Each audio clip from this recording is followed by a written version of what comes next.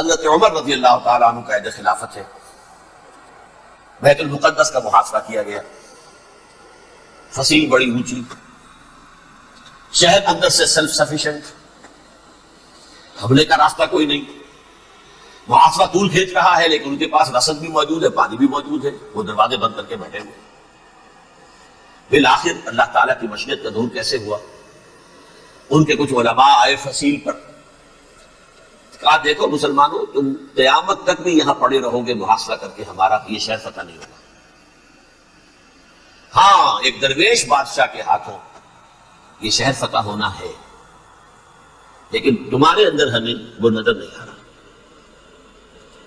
ابو عبیدہ بن الجراح رضی اللہ تعالی عنہ امین هذه الامہ، ان کا فوراً ذہن گیا تو درویش بادشاہ مدینے میں بیٹھا ہوا ہے عمر رضی اللہ تعالی، اب ایک اور عمر بھی ہے جو قندھار میں بیٹھا ہے، نقشہ وہی ہے، سادگی کی حد تک نقشہ وہی، بالکل وہی، اپنی آنکھوں سے دیکھا وہی سادگی۔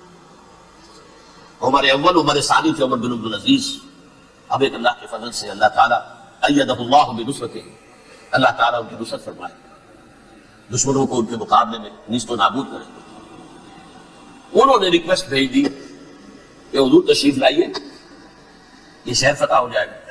وہ ہے سفر تاریخی، اتنا طویل سفر، تقریباً 700 میل، ایک اونٹ، ایک خادم، ایک منزل پہ امیر المومنین اوپر بیٹھے، خادم آگے چل رہا ہے، اگلی منزل پہ خادم اوپر بیٹھا ہے، امیر المومنین آگے جا رہا ہے۔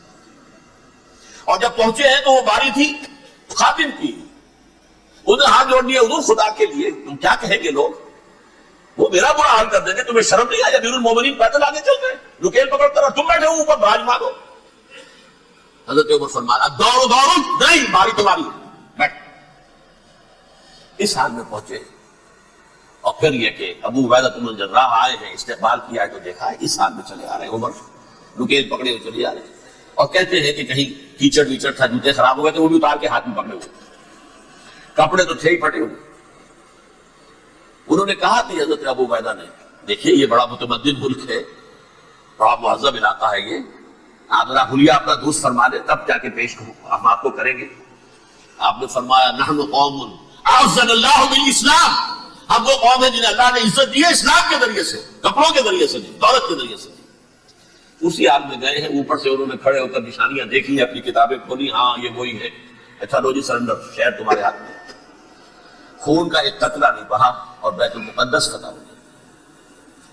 لیکن اس وقت حضرت عمر نے ایک نرمی یہ کی کہ یہودیوں کے لیے بھی اسے اوپن سٹی قرار دے دیا۔ یہ احسان عظیم حضرت عمر کا، اس سے پہلے یہودی آ ہی نہیں سکتا تھا، داخل نہیں ہو سکتا تھا، وہاں وہ آ کر وزٹ نہیں کر سکتا تھا، زیارت نہیں کر سکتا تھا اپنے مقدس مقامات کی۔ حضرت عمر نے یوں سمجھیے کہ تقریباً 550 برس کے بعد ان کے لیے راستہ کھولا ہے کہ ہاں تم آ سکتے ہو، زیارت کر سکتے ہو۔ لیکن یہ عیسائیوں نے دکھوایا معاہدے کے اندر، انہیں یہاں آپ آباد ہونے کی اجازت دے دیں، لیکن کہاں وزٹ دی پلیسز، دیکھیں زیارتیں کریں اور جائیں۔ یہ معاہدہ حضرت عمر کا ہے رضی اللہ تعالیٰ، جو پھر خلافت راشدہ کے بعد بنو امیہ نے بھی اس کو آرڈر کیا، بنو عباس نے کیا، پھر جو ہمارے یہ ترکوں میں اندر خلافت آئی تو ترک خلفاء نے بھی اس معاہدے کی پوری پابندی کی۔ فلسطین میں آ سکتے ہیں یہودی صرف زائرین کی حیثیت سے، وہاں آباد نہیں ہو سکتے۔ اب آئیے اگلا دور آیا حضرت عثمان کا دور خلافت۔ یہ ہے وہ وقت کہ اب یہود نے امت مسلمہ کی پیٹھ میں چھبا ڈالا۔ وہ کیسے؟ ایک یہودی عبداللہ ابن سبا اسلام کا لبادہ اوڑھ کر آ گیا، معاشرے کا جائزہ لے لیا، ان میں بنو ہاشم اور بنو امیہ میں جو پرانی کشاکش تھی اس کے کچھ نہ کچھ جراثیم باقی ہیں، اگر ان کو ذرا بھڑکا دے تو مسلمانوں میں انتشار پیدا ہو جائے۔ کہا یہ عثمان کون ہے؟ یہ تو بنو امیہ میں سے ہے، یہاں تو بنو ہاشم کا ہے، خلافت ان کے پاس ہونی چاہیے، محمد کے تو رشتہ دار وہ ہیں صلی اللہ علیہ وسلم۔ عوام الناس کے اندر بات پھیلنی شروع ہوئی، پھر ایک بڑی سازش کے انداز میں حضرت عثمان کے خلاف پروپیگنڈا، حضرت عثمان کے جو عاملین تھے، گورنر تھے، ان کے خلاف پروپیگنڈا، اور ایسی ہوشیاری کرتے تھے کہ کوفے میں کوفے کے حاکم کے خلاف کچھ نہیں کہنا، اجی مصر میں یہ ہو رہا ہے، اجی شام میں یہ ہو رہا ہے، اجی یہ جو عثمان ہے وہ یہ کر رہا ہے، یہ ظلم ہو رہا ہے، یہ لوٹ مار ہو رہی ہے، یہ خیانتیں ہو رہی ہیں۔ اب نہ تو اس زمانے میں مینز آف کمیونیکیشن، کیسے تصدیق کریں؟ افواہیں تو آپ آج کراچی کے اندر شروع ہو جائے تو پتہ نہیں چل سکتا کسی کو کہ کیا اس میں صداقت ہے کیا جھوٹ ہے۔ اور بری بات جو ہے فطرت انسانی کی کمزوری ہے، وہ فوراً قبول کرتا ہے۔ کسی کے بارے میں اچھی بات ماننے کو تیار نہیں ہوتا، لیکن بری بات تو فوراً تیار ہے۔ بہرحال یہ فتنہ انہوں نے اٹھایا، حضرت علی کی الوہیت کا فتنہ اٹھایا، حضرت عثمان کے خلاف الفتنۃ الکبریٰ برپا کیا، حضرت عثمان شہید ہوئے۔ اس کے بعد 5 برس تک مسلمان ایک دوسرے کی گردنیں کاٹتے رہے، باہمی خانہ جنگی ہوئی۔ امت کو وہ زخم لگایا ہے جو آج تک جس سے خون رس رہا ہے۔ یہ شیعان عثمان اور شیعان علی تھے، جو بعد میں پھر سنی اور شیعہ ہو، اور آج تک ہے۔ فتنہ کس نے جگایا؟ ایک عبداللہ ابن سبا یہودی اور اس کے کارندے، شیطان کا ایجنٹ، اور انسانوں میں سے بھی اس کے جو بھی حواریین تھے، اور شیطانوں کے اندر سے بھی انہوں نے جو آگ کو بڑھتا ہے۔ یہ آپ سوچ لیجئے کہ یہ کس نے وہ زخم لگایا؟ یہودی۔ اگلا دور آیا، خلافت راشدہ ختم ہوئی، بنو امیہ کا بھی دور کافی گزر گیا۔ طارق ابن زیاد 712 عیسوی میں حملہ کرتے ہیں اسپین پر۔